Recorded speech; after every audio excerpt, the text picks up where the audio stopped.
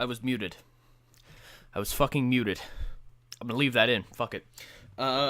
Hey guys, Silly Tuck here. Welcome back to another episode of ECW Extreme Championship Wrestling.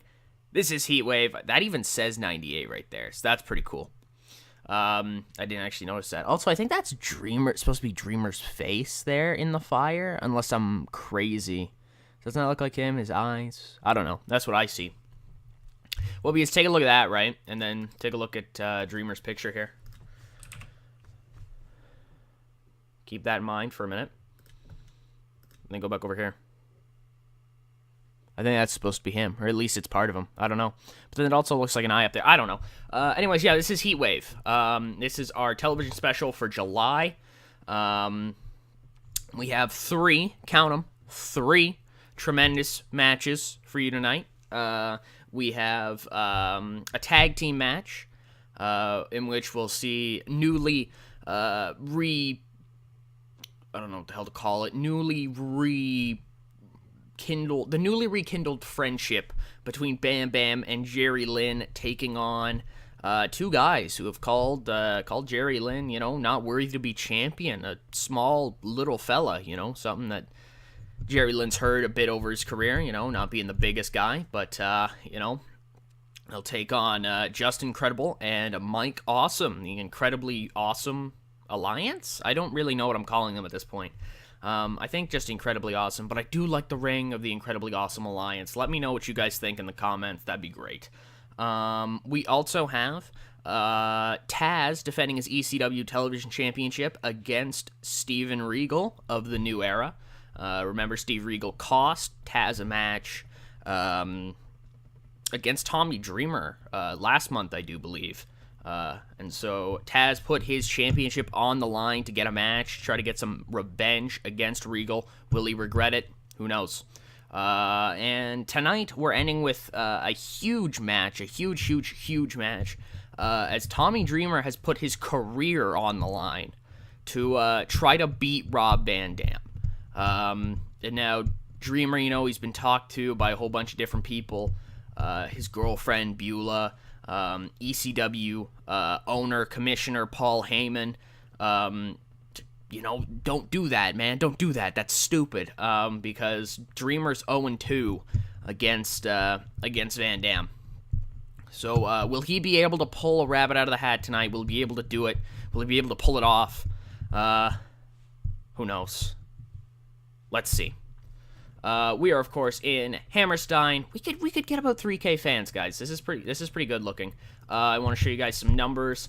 We're down the past couple weeks, but last episodes was really great. So hopefully we should see a perk in TV ratings again, very, very, very soon. Hopefully, if not, whatever. Without further ado, let's get into the show. So we have Joey Styles and Joel Gertner welcome us all to Heat Wave 1998. They run down the card just like I did. Pretty much give the exact same thing that I did. I could have just done it in this segment, but I'd probably forget because that's who I am. And we're going to kick things off with the ECW World Television Championship. It's Regal versus Tazz. Next. In a 71C+, very, very, very good, and about to head superb wrestling, good heat, Tazz defeats Steven Regal in 11:39 by pinfall with a T-bone suplex. Tazz makes defense number 5 of his ECW World Television Championship. Very good match, though. I'm very proud of these two performance-wise. Two of our best in-ring workers. Two of our prime cut in-ring workers. Our prime cut T-bone steak. Oh, God. But really a great match overall, and Tazz is still champion. Post-match 60C, Tazz celebrates. Regal kind of rolls outside the ring. He's trying to figure out what the hell just happened, get himself back sensible, because Tazz, the match, worked around Tazz trying to land some of his big suplexes on Regal, but Regal countering them using his wrestling acumen, his knowledge of the grappling stuff. And so, Tazz finally gets that going. He finally gets his suplexes running, and when he does, he's able to pick up the victory over Steve Regal. So on a different day, could have been a different result, but tonight it is Tazz's night, like it has been a few other times here in this series, as he's still television champion. 59C, as before the match here, before the tag team match, Bam Bam Bigelow goes into the locker room, Jerry Lynn, and he just asks him, "You ready to go?" And Jerry looks at him and he says, "Yeah, Bam." And he's like, "I want to thank you for being with me here during this whole thing. It's been one hell of a pleasure. Let's go do this." Bam looks at him and he says, I couldn't ask for anybody else to be partners with. Let's go, champ." What's that about? Oh, probably just a gimmick or something. We'll just wait on it. 65C. And about that, I had good wrestling, decent reaction from the crowd. Incredibly awesome. Defeat Bam Bam Bigelow and Jerry Lynn when Mike Awesome defeated Jerry Lynn by pinfall with an awesome bomb following a turn by Bam Bam Bigelow. Yeah, you know, I don't even know what to say. Bam Bam has just stabbed his friend in the back after kind of reconciling with them. Reconciling, is that what you would say? Gold corrupts, ladies and gentlemen. Gold corrupts. I don't know what else to say, aside from I'm disappointed in Bam Bam.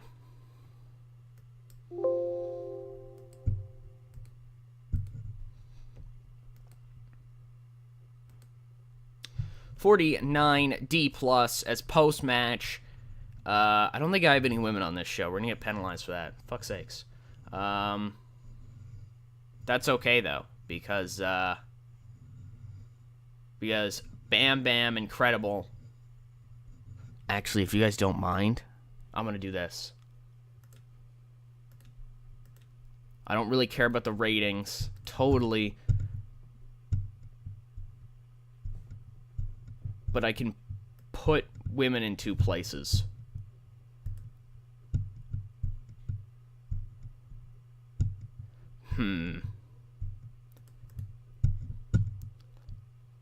I can put Chastity in here. And I can put Beulah in here.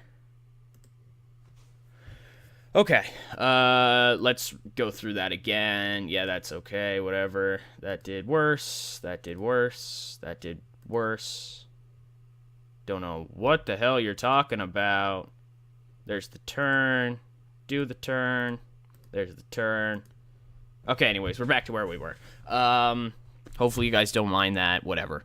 Bam Bam, incredible and awesome. Beat down Lynn in the ring. Awesome picks him back up again. A massive, awesome bomb. Incredible brings him up to the top rope and hits him with a "that's incredible" off the top rope. And they set Bam Bam up for one hell of a. I don't know if you guys can hear that. Jesus Christ, there's like police or something going by outside. Oh man, they're upset at this brutal attack laid out here on Jerry Lynn. And Bam Bam hits a massive moonsault on Lynn before lifting him up and giving him a power bomb of his own. And Bam Bam Bigelow seems to have joined forces with this incredibly awesome alliance. Goddamn. And before our main event of the evening, Rob Van Dam makes his way to the ring because he is Rob Van Dam and he is the whole fucking show. Tommy Dreamer's career is on the line against a man he's 0-2 against. Dreamer is either extremely idiotic. No, he's just extremely idiotic. But will Dreamer be able to pull it out? In a 74B-, holy shit, Dreamer did it. And about that, had great wrestling and good heat. Tommy Dreamer defeated Rob Van Dam in 15:37 by pinfall with a pile driver. So, this entire match, Van Dam's outclassing Dreamer, and Dreamer just looks out of it, He's just not feeling it. It's not good. It's not great. And then Dreamer starts to feel something. He starts to feel the ebb and flow of the crowd. He starts to feel the audience, the ECW fans, the ECW faithful. And he starts to remember what he's in this for, who he's in this for, and what this means to him. And he goes hard all day, all night. All my proud Southern people that are ready to fight, say yeah. But yeah, no. Hey, I haven't said yeah. God damn it. I popped myself. Anyways, yeah, so Dreamer hulks up, basically. Cracks Van Dam over the skull with a chair. Does it again. Does it again.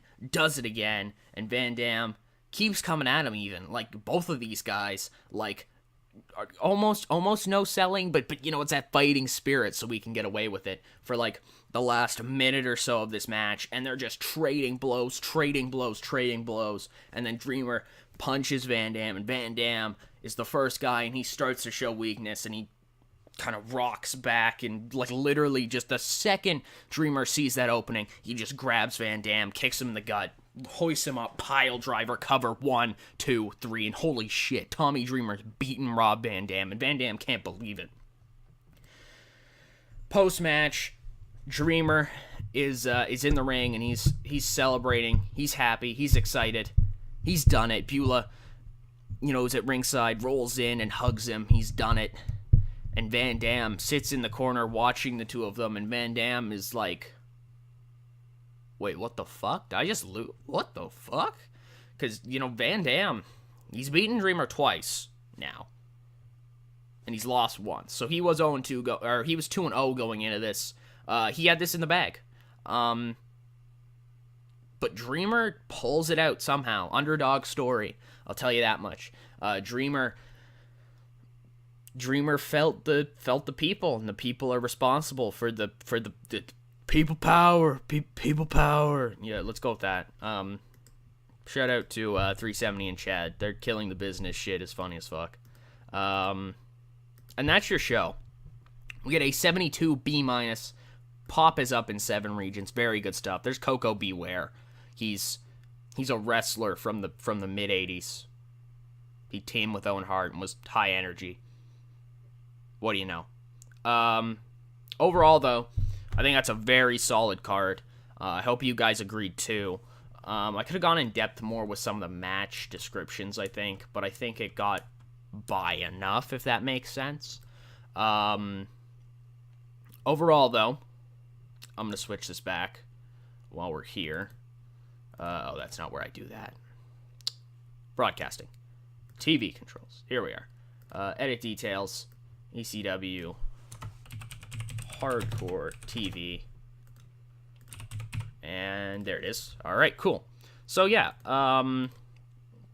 We're back to Hardcore TV. If I can save this quickly, I will quickly dart back over here. Switch up our skin. Because that orange skin, I used it for the episode. Where's the, oh, it's violet, right. Which one was I using? I was using that one. I like that one a lot more. Okay. Yeah, so, Dreamer's been turned on by Bam Bam. Or, not Dreamer, excuse me. Lynn's been turned on by Bam Bam.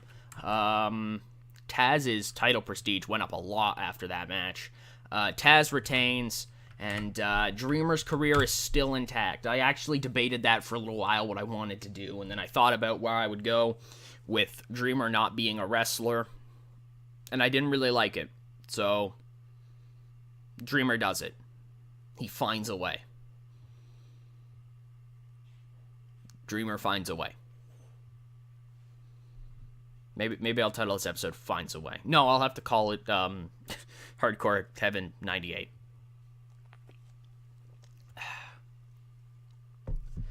Just took a sip there of I don't know.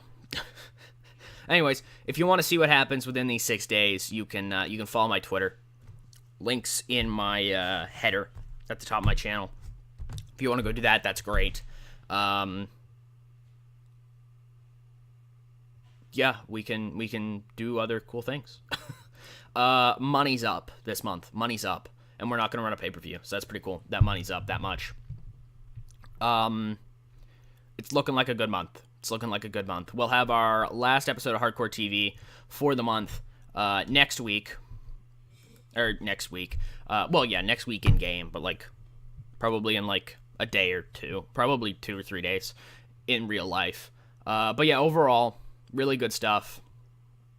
We're getting there. We're getting there in terms of pop. What are we at now? 48D plus. We were a 47. We're going up every single month, so that's all I can ask for. What's our importance looking like? How close are we to cult? So we have the 47 in the one region of America. We needed another. I would probably try to go to... We haven't gone up in New England. We haven't gone up in the Great Lakes. We've gone up in the Mid-Atlantic. We've gone up in the Southeast a lot, though. I might try the Southeast, because I think I can... Yeah, I think I can work with the Southeast a lot more. We could run some shows in Florida, probably in 99. But I pretty much want to stay in New York this year. Just kind of stay in New York for a little bit, if that makes sense. And then maybe we can kind of become like an East Coast kind of cult company, if that makes sense. You know what I mean? Work the tri-state, the Southeast, bring the Mid-Atlantic up, kind of get everybody on board here all at once. Get the Great Lakes too, and then New England, and then maybe look at moving out west when we get all that stuff down pat. But overall, yeah, that's just my thoughts about where the series will go moving forward. But whatever. Without any further ado, don't know why I said it like that.